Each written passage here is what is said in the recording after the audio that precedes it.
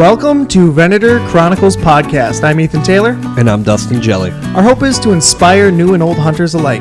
We hope you can join us on this journey of lessons that we have, are, and will learn through the world of hunting.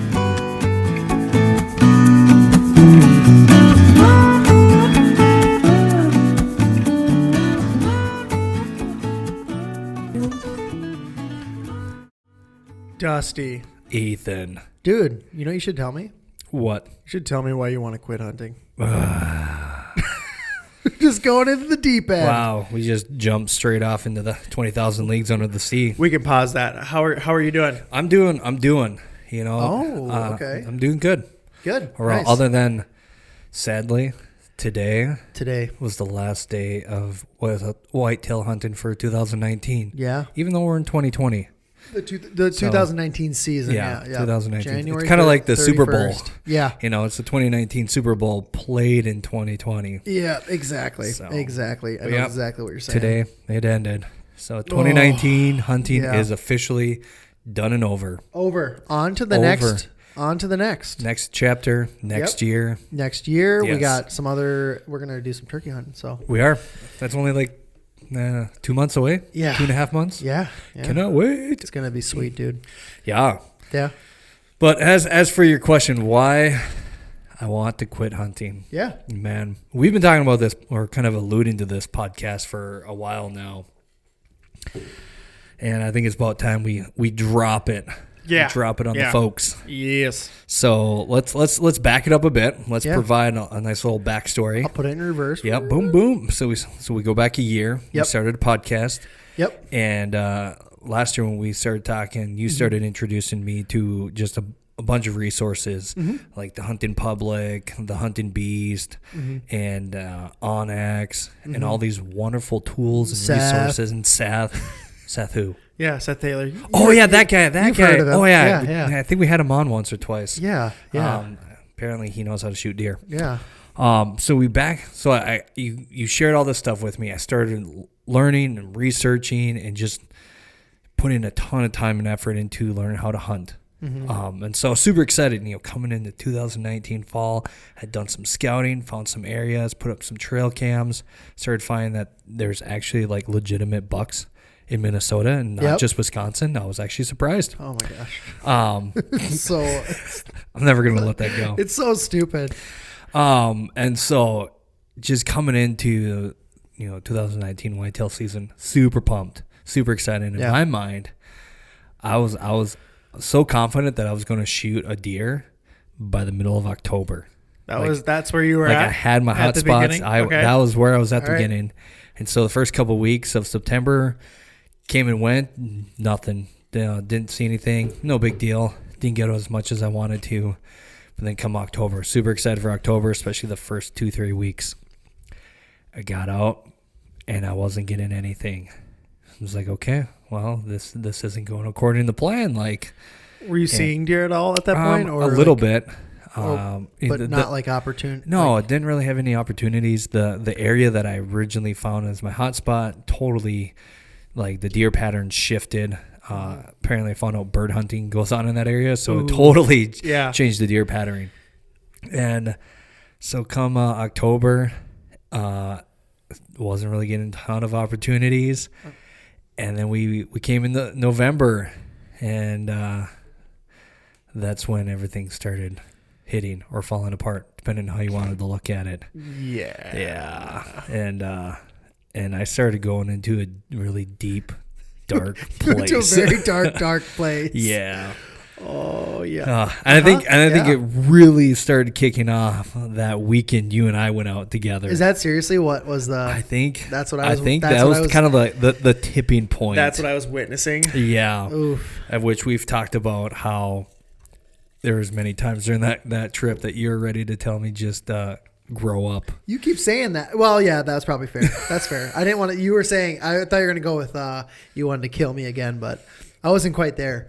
It took everything in me to like actually remain positive because I'm a very positive. Like you are a very positive guy. When it comes to hunting, it's like yeah, you live and die by if you can stay positive or not. I feel. Yeah. At least that's my mind. I feel like that actually affects whether you're going to be successful or not. Yeah. Oh, and then that's a point that we're going to, I think, talk about in a future episode about the mindset of hunting that kind of Dan Infalt talks about through one of his recent articles, and just kind of recapping our season and the power of positivity, as people like to say. Yeah. But yeah, so I should really honestly get into a really deep, dark place when it came to hunting, because I was going out, and I was still going out. I had found and we're at the end of October too, buddy of mine, we found an archery only hunting spot, and I was hitting that, and there I was actually seeing a lot of deer, had a lot of deer sightings, just didn't get any opportunities to shoot an arrow. And so I just started really wrestling. If I can interrupt? Yeah. Was that the spot where you had like marginal opportunity where it was like 40 yards, but you're like, nah. Yeah, that was the spot where I had a deer come out at 45. I was like, meh. Which if it was the end of December, I totally would have. You're like, I'm good, but I'm not that good yet.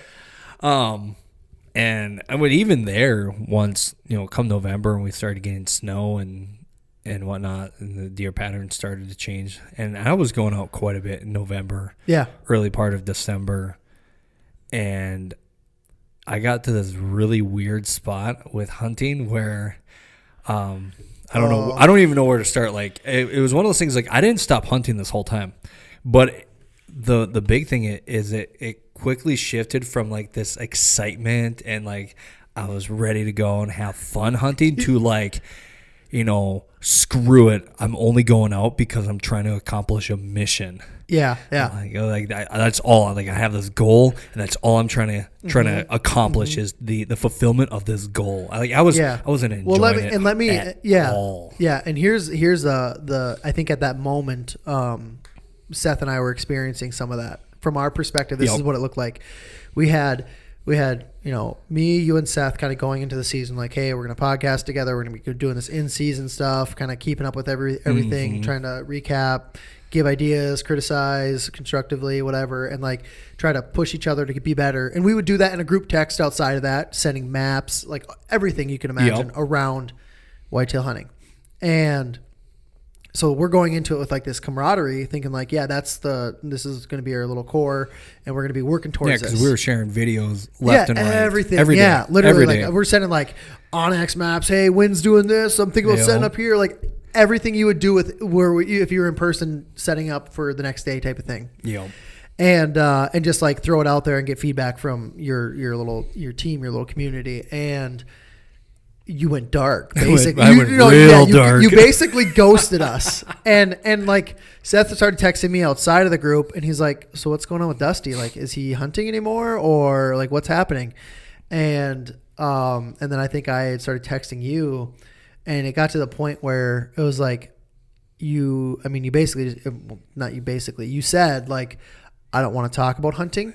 I don't want to listen to hunting. I don't want to everything about hunting. You're like, what I'm doing is I just want to go out, get the deer, and then we can talk. Yo. And I was like, okie dokie. I'm like, so much for that whole team thing, huh there, big guy?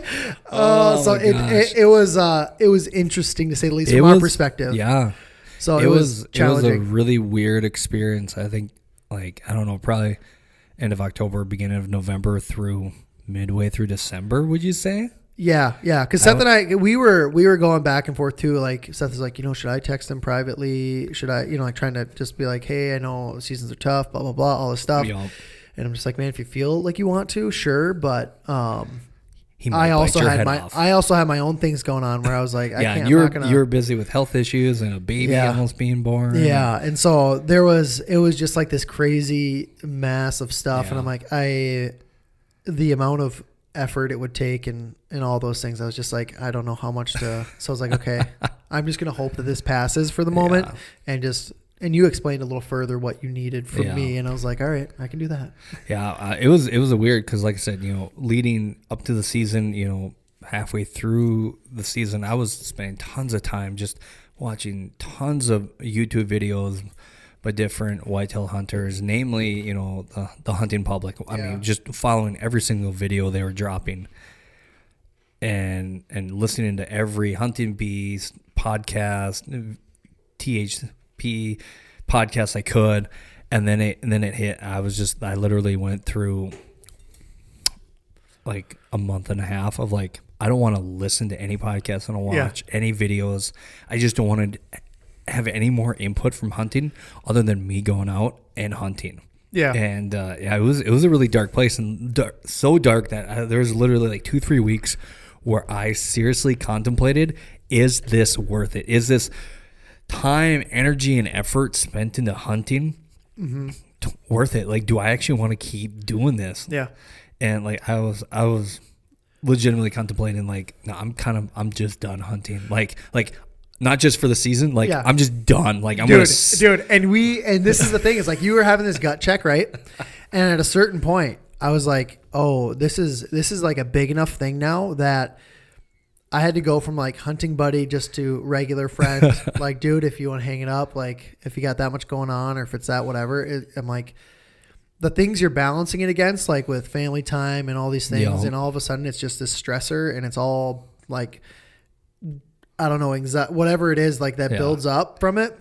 I'm like, I totally understand if you just don't want to do it for a while. And you're like, you know what, go ahead and do a podcast without me for right now. You know, I didn't even want a podcast. Yeah, there's like, I just didn't want to talk with you or Seth, and especially watching, you and Seth go out and get deer. I was like, I don't even want to talk about it. Like, this is not fun. Yeah, I'm gonna. I was just a killjoy.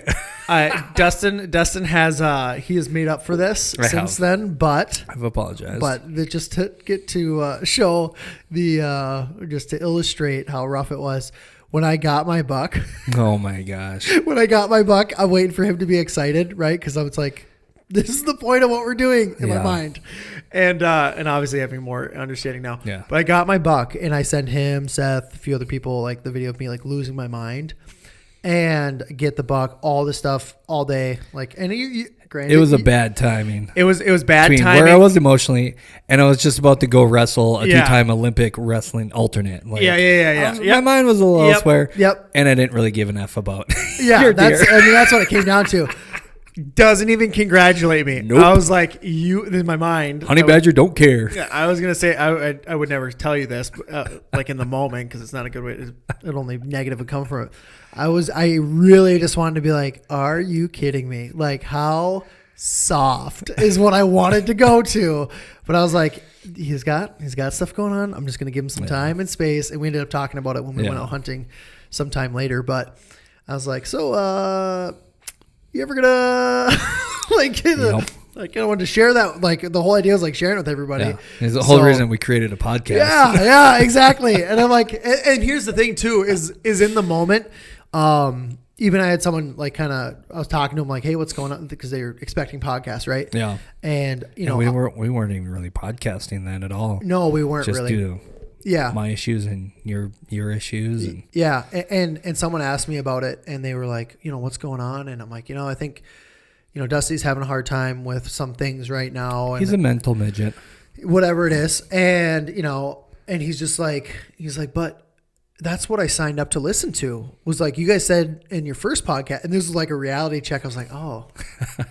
He's like, when your first podcast, you said you're going to share all the hardships, all the things like the highs and lows and all those things. Like, that's what you guys are about. And I'm like, good point, but I think it's going to come with time. Like, that's what I was banking on. And here we are. This is that moment where we're finally back. Visiting. Yes. We're visiting it, and it's going to be much better than if we forced it at that moment. Yeah, it would not have been good. Probably a lot of swearing, and we like to keep this podcast as friendly as possible. Very G-rated. Yeah. So it was, dude, it was crazy. It was crazy. It was a crazy time. Yeah. And, it was a weird time because, like I was telling you, I've dealt with a lot of difficulty, especially I look at like with jiu-jitsu. I've been doing jiu-jitsu for 10 years. I've done a lot of competitions. I've faced a lot of really good guys. I've never ever left that if I've lost, feeling frustrated. Yeah. Like, it was always just like I always say, it was you're either winning or learning. And that's really what it was. It's always been that way. A lot of things for me, like when I go and try new stuff and it's not working, I've never really gotten to level of frustration that I got hit with this season with hunting. Like, hunting it took me to a whole new place and a different place. And I think I'm still trying to figure out why that happened. Like, why is this one little area of my life causing so much frustration when I've dealt with adversity so much better in all these other in other areas. areas. And so it's just like, man, what the heck's going on? And that's where I was like, I think maybe I need to be done. This is it. That's the spirit. Yes. I'll just quit. Because that's So not my MO. Have you like, what have you thought so far, even if it's incomplete? What have you thought so far as like what is contributing to the level of it, and like and if I can say, the inability to like process, like, why is it so, why am I so distraught over this? I think a big part of it was kind of expectation versus reality. Yeah. And having such high expectations for me, without having a matching level of what reality is. Especially, I think one of the disconnects that that hit me a few weeks ago was coming into this season. Like the last 3 years I've gone out hunting, but I've gone out hunting with buddies where they've done all the planning, all the research, they've done all the thinking, and they've just said, hey, go sit here. And I went and sat there. Yeah. Versus this year, I actually learned how to hunt. Like that was all the research I did was how to hunt. Yeah. And so I had this expectation that, if I do XYZ, I'm going to get the outcome. That equals, it should equal. Yeah. And it wasn't. Yeah. Versus, but I also was failing to recognize and look at like the kind of the lessons that I was learning and the victories I did have, and that, I was actually able to go out, find where deer are and learn how to actually get to where they are. Yeah. Even if I wasn't getting the opportunities. Yeah. And I think once I started to step back and I kind of realized, to me, one of the other disconnects was I was going into this year thinking, this is my 4th year of hunting. Yep. Like, so I've been hunting 4 years. You start doing anything for 4 years, you kind of have kind of a level, like a basic level of not mastery, but competency. Yeah. And so going into this year, thinking, year 4, I should have some competency in hunting. Whereas the reality was, no, this was year 1, and not even a full year, but just year 1 of actually learning how to hunt, how to go out, how to scout, find deer, set up, and all the lessons that come with that. Yeah. And once that reality hit of, I'm going into this year as year 1. I'm like, I'm 6 months in to learning how to hunt. Yeah. Like, I need to be looking at those lessons and those victories and going, wow, like, because last year I hardly saw any deer. I couldn't have told you last year how to find deer. Yeah. Whereas this year, so many times I was able to go into land, through Onyx, going into the land and start pinpointing, this is where they are. Yeah, making adjustments on the fly. And not being just able to, here's the idea, and I just follow the idea instead of reading. Like our hunt, like we were looking and we had different plans, and I was able to push back and be like, no, this is because of XYZ. I think we should do this. Yeah. And it worked. Setting up on hot sign. And there's just... I couldn't have done that a year ago. No, absolutely. Absolutely not. And totally. I was really failing to recognize where my expectations are and where I was in reality. And this is I'm going to move this because my hands are going to start moving too. But this is what it was. We're going to talk about expectations here. Like, a lot of, one thing we even talk about, like at work, like what's the main root of frustration or anger, whatever it is. Like, a lot of it is just unmet expectations. And we talk about how to actually manage that. Yep. And so, like, you can have, hey, I did XYZ, so I should be here, I should be able to do this, and this. And for me, like with hunting, you're like, hey, my expectations here, my capabilities here. It's like, for me, I look at it like this. I go, here's my expectation, right? Like, find a good area, like a solid area that's going to give me really high odds as best I can. My hopes are going to be way above my expectations, but my hopes are ultimately I get a deer. Like, that's what the hope is. That's not the expectation. That's the hope. And I had that inversed. Yeah. And then there's other things like goals and like compatibility. So, for example, like going traditional bow hunting. My wife and I even were talking about it today. We were talking about it actually when you were kind of going through your struggle. I'm like, how compatible are his goals with his method of hunting? Yep. Because, like you're saying, like, you actually had so many victories in being set up in active areas, finding where deer are, getting opportunities, especially towards the end of the season. And I'm like, I'm looking at it for me, and I'm going, okay, my goal is to make sure I have meat in the freezer, and I want to get a shooter buck that I'm proud to have, right? Yep. Well, that was, I think, one of the frustrations for me was I kind of went into this year with, like, I had found some really good bucks. Yeah. But honestly, I just wanted anything, like Yeah. especially switching over to the struggle stick and Yeah. just being like, hey, I'm willing to take whatever. Yeah.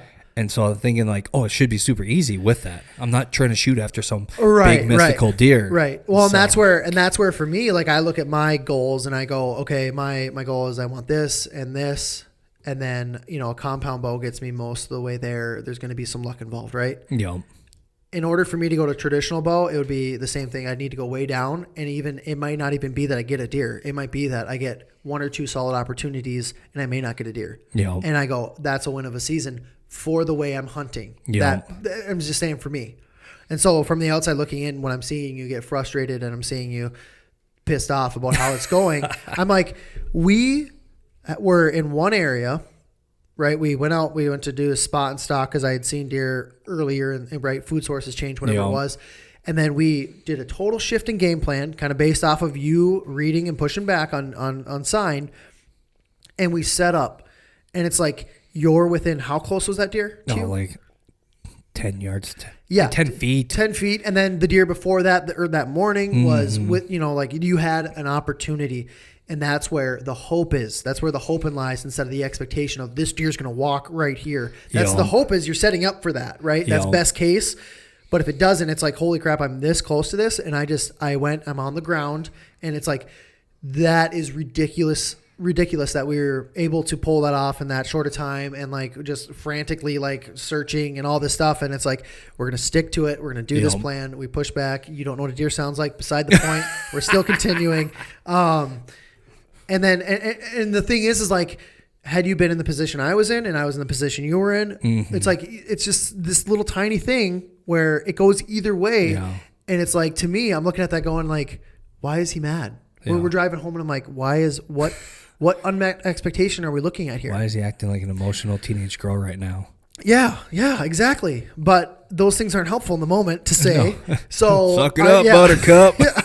And so, I mean, that's the thing is like, I was really struggling to understand and then also how to help with it too, because I was like, we had kind of alluded to the previous podcast and talked about a little bit, was like, I had not been around someone who hasn't hunted for their whole life, or been around people that have hunted their whole life. And it's like, you can get 4 years into archery hunting. You're going to get kicked in the nuts still after that. You're going to be 20 years into archery hunting. Well, look at Dan Infalt's season. Exactly. I mean, he didn't great get example. He didn't get one till 3 weeks ago or something like that. Yeah.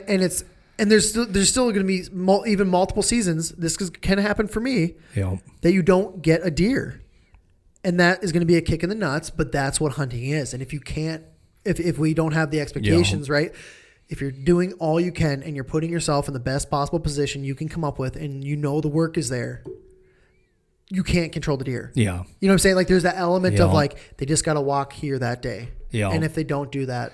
And that was part of it. I was just like really wanting a little bit of luck to come my way. Yes. I mean, ultimately, just share. I mean, today ending, I went out tonight, since we still have the sub metro hunt going in here in Superior, went out tonight, and got a shot off, which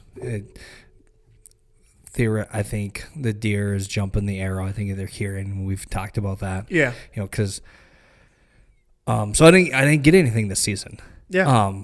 But it was where I am today, tonight, when I was texting you and Ben, where I was at, and I was like, hey, I was okay with it. Like there's things I can learn and things I can maybe try to do and improve. Yeah. But I'm okay. Like I got opportunities and I try to make the most of it. I think, and that was one of the other frustrations too, through that time period, was I hadn't even had an opportunity to draw my bow back. Other than that deer at 45 yards, and I just drew back for the sake of drawing back. I just want to see a deer at the end of my arrow. And so I was frustrated because like I haven't even had an opportunity to draw back, to loose an arrow, to even screw it up myself.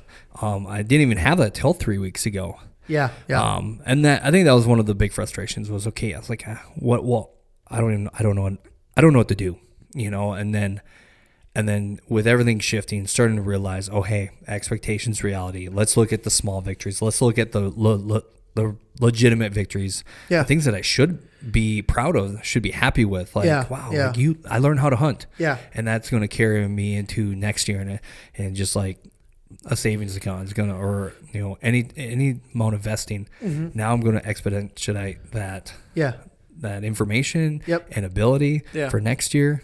And so and this is the thing though. This is the thing with like what you've gone through this year, and if you aren't able to, like, that frustration and that whatever that surrounds that, it's gonna rob you of really good lessons. Yeah, it's gonna rob you of really good experiences. And like the biggest thing, like when you're really learning anything, there's things that it's so. I mean, just anybody who's driven, anyone who's like gonna apply themselves to something, they can be getting 90% of something. 90% of it. Yeah. And they will obsess over the 10% they don't get. Yeah. Meanwhile, there's 90% that is worth talking about and celebrating, and whether, just being like, oh, I actually accomplished something. Yeah. The thing is, I think we're afraid like that's going to compromise our drive or whatever it might be. I don't know exactly, but it's good when you go to that place. It robs you, it blinds you of all the good that's happening, and it taints every experience. Like you're saying, like I'm going to go out and I'm just going to get this deer. To me, I was assessing everything as kind of a false negative. Like everything was just not good, not good, versus seeing those, those positives there. Yeah. That's just not working. Yeah. No, the mic screen is not working tonight. You're going to be hearing me breathing quite a bit now. I am your father. Yeah. So it's definitely been a really interesting season. Been a journey, a roller coaster of emotions, and I'm glad I came through it. Yeah, glad I had good friends to kind of give me space and help me walk through it, and then having opportunities this last month, in the sub-metro hunts to actually get some shots off at a deer, and and the lessons learned there. Good friends though to help us out with that crap. Yes, that was thank you, Ben Dvorak. You the man, man. Woo! Well, here's the thing, like we talked about last podcast too. I'll go over it again. This deer right here on this table is not possible without Ben. Yeah, it wasn't possible. It wasn't possible without talking to people, having connections, and luck, and me choosing to go out when things maybe weren't perfect, and like those little sacrifices, the days where you're like, this is whatever, but you're doing it because you love it, and you can. And so I don't know. It was just it was. Yeah. It wasn't like I said. It just wasn't the way I thought it was going to happen or hoped it would happen almost. Yeah. But it happened in a way that I thought was really cool. Yeah. And really enjoyable. So, there was something else too. I'm trying to remember what it was with when I forget the train of thought. I lost it while we were talking there. I forgot where I was going. Anyway, I don't know where you were going. Yeah, dude, I'm on a crazy train derailed. Yeah, it did. So I just it's one of those things too. I think just as a new hunter, I'd never experienced that level of frustration, and I'm one of those kind of persons that when I jump into something I'm going to jump into it because I really enjoy it. Yeah, and so but it was definitely a strange experience for me. Like I said. Yeah. Dealing with that level of frustration. I mean, to the point of like not just quitting for the season and being like, okay, I'm going to take a break. Like legitimately being like, I am just done with hunting. Yeah. Because it's not worth the time, energy, and effort put into it and spent away from the family and these other things I love to do. So, let's just F it. Well, and it really took me, I was taken back by it because I was like, this is literally not the guy that I've been talking to for 2 years. Yeah. And I mean, we talked years before too. Yeah. Just in general, like, this is not the character that I've seen. I know. And so for me, I was like, what is going on? You and me both. Yeah. And I think like some of the important lessons I learned from just going through that with you or observing it, whatever it was. And you did actually help with it, kind of explain, like, I don't need you to solve this for me. Yeah. I just am going to let me talk and vent, whatever it is. I don't need you to give me advice. I don't need you to whatever.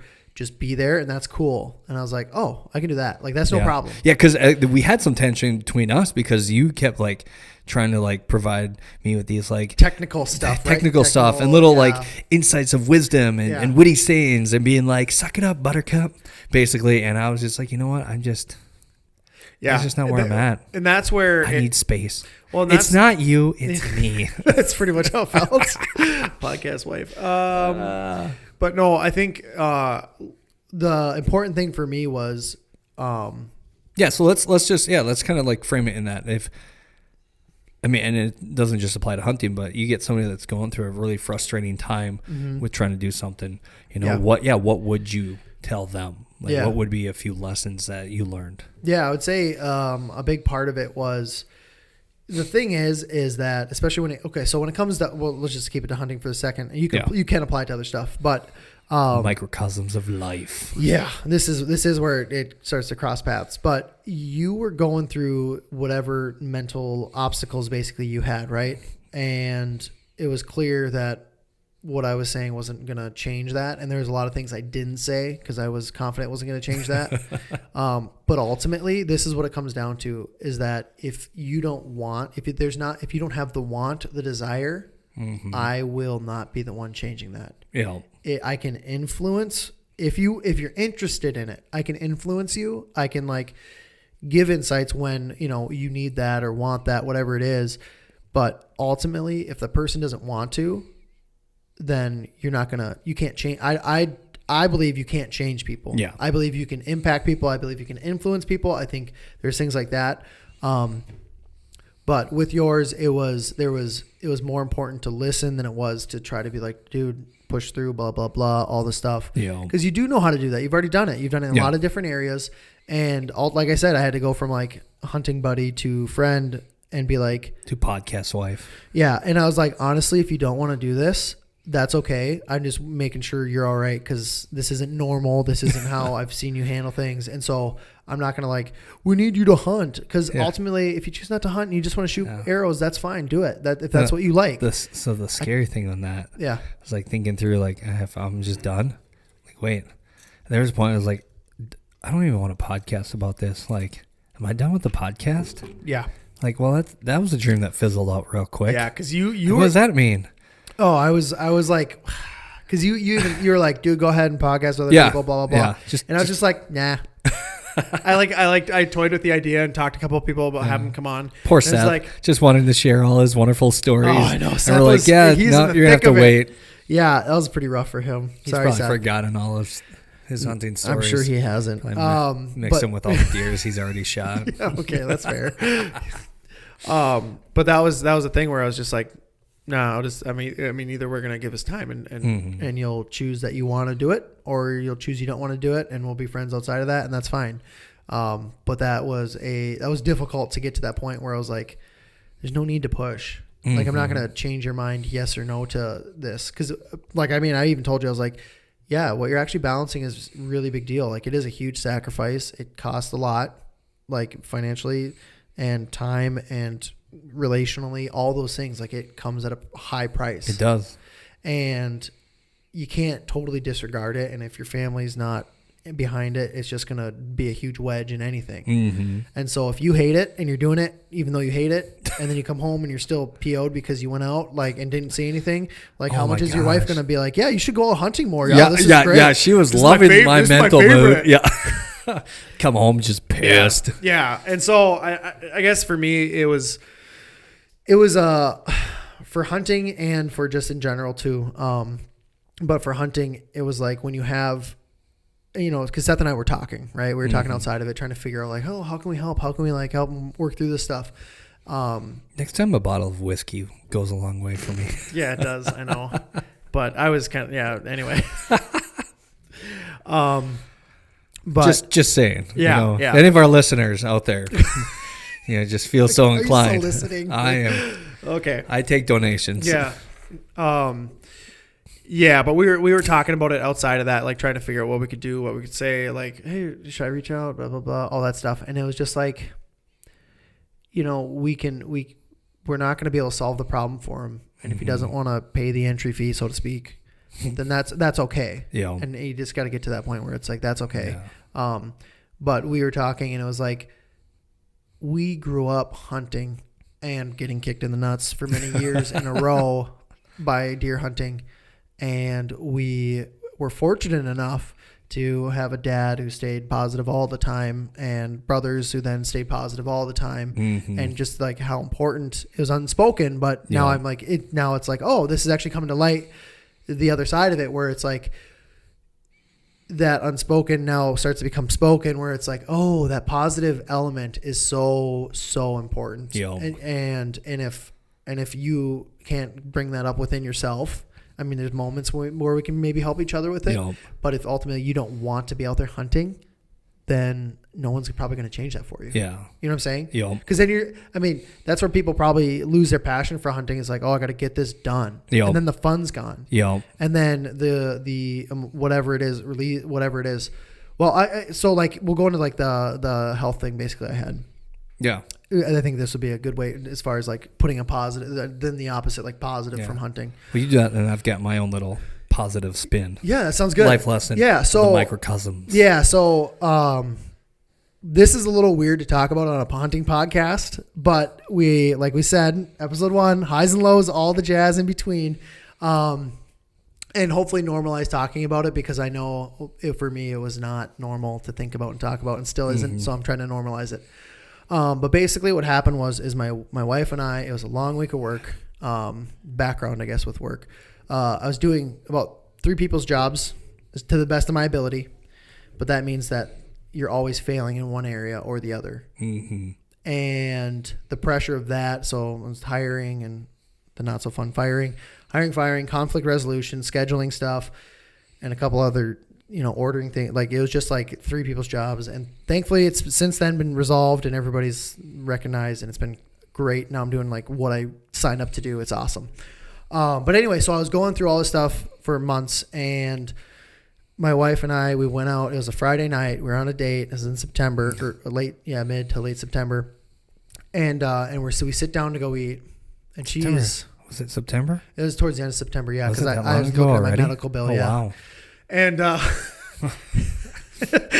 so yeah, definitely on September.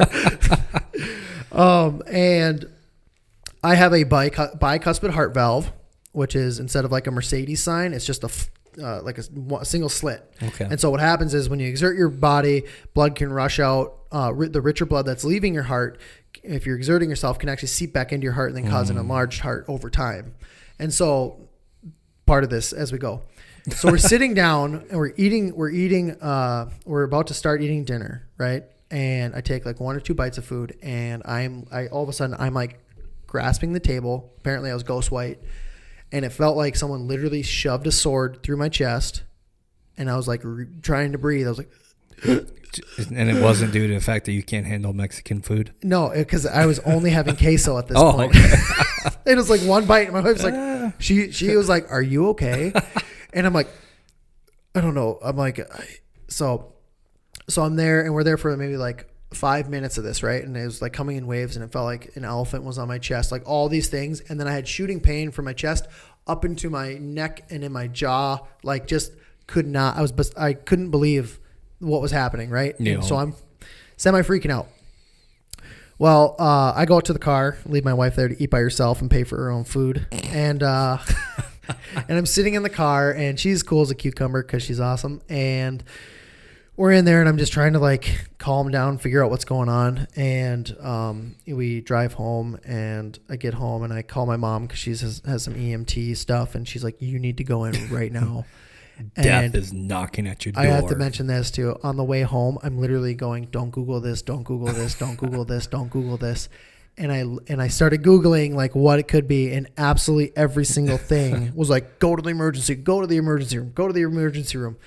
And some of the things I looked at included like too much caffeine intake, because not a lot of sleep and a lot of work and trying to snorting too much Mountain Ops Mountain Ops Ignite. Yeah.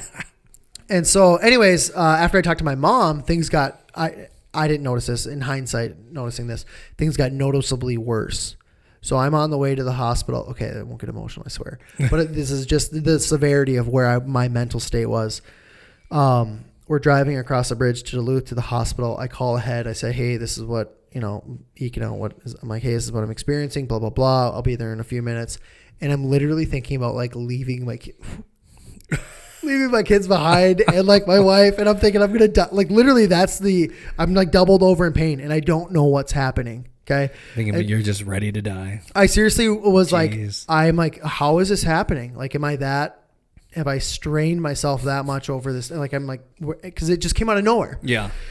And so I'm not even 30 yet. No, exactly. And so I was really, really, really freaked out. Right. And my wife, she was still being pretty cool, but I'm like, drive through we need to get there. And I have a hard time not being embarrassed by this by the end of the story. But anyway, we get there and I can't stand upright. I'm hunched over in a wheelchair. They bring me in, they get me into a room and it's hard stuff. So like everything's like, they bring me into one room. They're like, he needs to be in this room. And they just like get everything going. We're going to start running every test in the book. And I'm sitting there like freaking out. And my oxygen level was like drop way down to like low 80s and 70s. And then percentage wise, and then it would shoot back up and my heart rate was just all over the place. And they, unbeknownst, they're giving me some things. I didn't know what they were at the time. Right. And then like, we'll get to this in a minute. Oh boy. So anyway, they're giving me these things and all of a sudden, like, I'm starting to like feel a little bit better and they're coming back with all these tests and they're checking, everything basically related to your heart. And they come back and towards the end they go, all right, well, this looks good. Everything came back negative. Everything looks good. So, do you have a stressful life? And I'm like, I have 3 kids and then 1 on the way. And, I work a job where I resolve conflicts, hire and fire and He's like, yeah. He's like, I think what you're having is a panic attack. Literally. Okay. No, literally. I rip everything off my arms and I'm like, oh, that's it. Cause I was pissed. So pissed because I'm coming from a place of like, I don't know what in my I don't have issues. No, yeah. I am totally fine. No, that's it. You're wrong. No, literally, I was livid. I'm like, okay, so I'm fine. And I'm like taking all this stuff off and I get up and like, let's go. And that was it. And we start walking out to the car Oh my gosh. And I'm like, my wife's trying to talk to me and I'm just like, I'm like, this is so stupid. I cannot this is me in the moment. I'm like I can't believe this. This is ridiculous. Like I just wasted all this money. I stressed myself out more, all this stuff. And we get back to the car and I'm sitting there and I start to think about a few of my friends that have like serious anxiety and one of my brothers who has serious anxiety or has dealt with it anyway. And I get home and like the level after I started coping with it a little bit of like, okay, I know that people really struggle with this. And I had to call them that night. I actually called them that night and I was like, I had no idea like that was the extent and the depth of what, we were laughing and joking about at that point. But I was like, I had no idea that could be a thing to that level. Yeah. Because I literally thought I was going to die. Jeez. And they were super nice, understanding, obviously, because they've been through it. and oh my gosh. And so anyway, this is when I had taken basically the month off of podcasting. Yeah. Basically trying to get everything back. I kind of led into order. One of those frustrations was we were supposed to go on that hunting trip at the beginning of October, and that ended up not working out because you almost died. Mm-hmm. And that just one of those like, oh man, this isn't even working out. And just one of those frustrations that led into another for me, and that the season is not working out the way that I had planned it to. Yeah, yeah, and that's the thing is like it's difficult. But it's like my life, whatever it is, needs to get reorganized because, you say like almost die and I laugh, but truthfully, like people actually, they tap out for that type of stuff at times. And so I bring up all that to say basically like the positive side of like the hunting where my wife and I started talking about me going hunting again. And she's like, don't be on your phone. Don't take anything out. Like just go out there, enjoy it, relax. And up to this point, like I had been posting all the time while I was out there, like trying to come up with witty little things on my Insta story and all that stuff. And I went out there and I went hunting and, I took a few pictures, but didn't post anything. Yeah. And I was just like, whatever, kind of document it still. And I just came back and I was like, that was such a different experience. And I didn't know what I had lost from being on it and like having to think about what I'm posting and all those different things and like what it was robbing me of while I'm actually out there. Yeah. And since then I have posted everything after. Yeah. Like I might do a video like saying I'm going out, but everything after is like, I'll do videos and pictures and stuff while I'm out there, but I'm not thinking about, what I'm going to say to this, what I'm going to I'm just trying to roughly document it and then, or have something passively running like a GoPro and then, or I'm going to be present. And that's what it came down to is like, I'm not going to split my attention. I'm just going to be present and enjoy being out here. And it was just really, it was shocking to me, like what I was missing out on by being on my phone, by needing to post something, by needing to see like who's looking at what and who's liking it and who's commenting, all that stuff. And so, that's the other side of the hunting where it was, I guess it brought some tranquility instead of more anxiety or stress or just totally unneeded. And it was like, oh, I can be out there and then later I can think about it and like post something if I feel like it. But that was like one of those things where it actually started to bring in some peace instead of kind of maintaining the same level of stress or something in that kind of that realm. Yeah. So that was that was my whole thing. That's why I was kind of off for a month where I was just like, I just don't have, my capacity was taken up. And I had to reorganize things at work. I had to reorganize things at home and still working on all that. And it's going to be probably a very long process. But just managing my capacity and what I'm extending myself to type of thing. And not trying to die again. Yeah. Try not to die again. So that's a good one. That's a good one. Yeah. So it's been, I guess that'd be like the offerings of hunting too, that I had kind of felt this year was like, oh, I didn't realize I lost something by doing all that stuff. So I encourage you guys that even if you like, my idea was like, oh, I'll do it once because she said she wanted me to do it. And then it's like ever since then, I'm like, yeah, it's way better just posting after. Yeah. It's in just being present. Yeah. And so I still have a hard time keeping up with you on the amount of videos and footage that you get but that's something you enjoy doing. Well, and that's the thing is like, I truly get like joy for myself and like knowing I get to share that with my kid. Like my kids enjoy it. And it's like, my kids just think I suck at hunting. They flat out told me that. But like, it's cool because, as I get a little more involved on the video side of it, I'm actually doing less, like once I'm set up, I'm doing less active stuff on the phone because I'm just letting it run passively. And if I get something, I get something. If I don't, I don't. Yeah. So besides like a 10 or 30 second check-in type of thing. Mm-hmm. So trying to learn how to manage it appropriately where it's not totally robbing me of the experience. It's actually enriching it overall. I think that's that whole idea of constructing the right view of hunting overall, in that which will give you good enjoyment of the whole entirety of all of hunting, the whole process, not just not like just killing a deer or whatever animal you're going after. Like that, obviously that's such a huge and important factor and piece of hunting, because otherwise why would we hunt? Right, like the pursuit. But not letting that be the only thing that dictates joy or no joy. Yeah. Well, and that's where like early season stuff, like for me, early season things where I recognize that, especially early season, because it's like, am I ready for this to be over? It's like, no, I like the pursuit. That's why I'm out here. I love the pursuit. And then, as the season goes on, you're going to start to manage like, okay, I love the pursuit, but also I love venison and I also love like filling tags, whatever it is. And so you start to have to manage that a little bit differently as time goes on. Yeah. But like, I don't know if you've ever had that where like early season, you're like, I might hold out just because I'm not quite ready, because it's not a monster buck or whatever it is. There. Yeah. Haven't gotten to that point in my hunting career. In time. It's coming.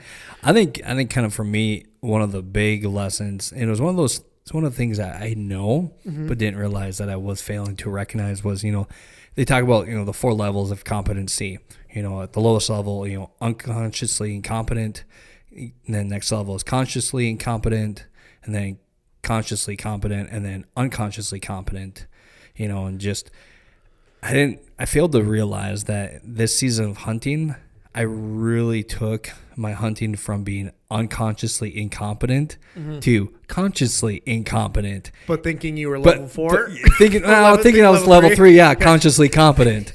And, I think there was that big disconnect for me was, no, like, you dummy, like, you're consciously incompetent now. Like, you realize what you don't know. Yeah. But I was going out thinking that like, oh, I know what I'm doing. And I really didn't. And so that was to me one of those big reset moments. I was like, dude, like, come on, you now realize what you don't know. You now realize what you don't know how to do. Yeah. And so once kind of made that, correction, it was just like, oh man.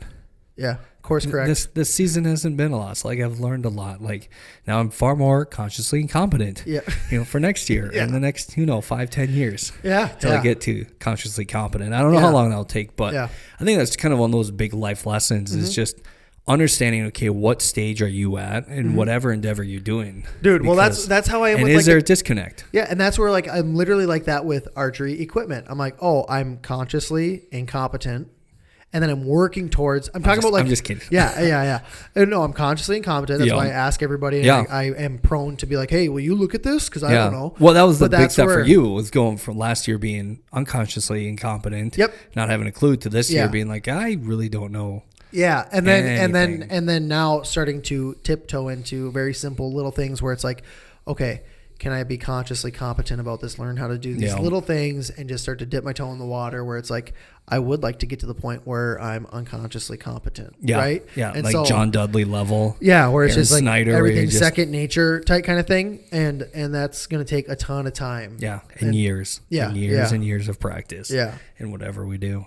Right. Yeah. So, man, I think that's a good place to wrap up. I'm down. This episode is just good. Understanding what stage of learning are you at. Yeah. And, making sure that there's not the disconnect in between reality and expectations. Well, that's I think it comes down to a big part of it is managing those expectations and, figuring out, can you still have a successful season when you don't reach every single goal, but are there some sub goals that are really important too, that kind of thing. So, cool. All right. Hey guys, you guys can watch us on YouTube. You can listen to us on whatever you're listening to now, Podbean, iTunes, all that, pretty much any podcast platform. And please like, subscribe, comment, any of that stuff. We love getting engaged with it. And you can follow us on Instagram and Facebook. Sweet. I think I shoved it all in there. So yeah, I think we're good. All right. Cool, guys. Peace out. Peace.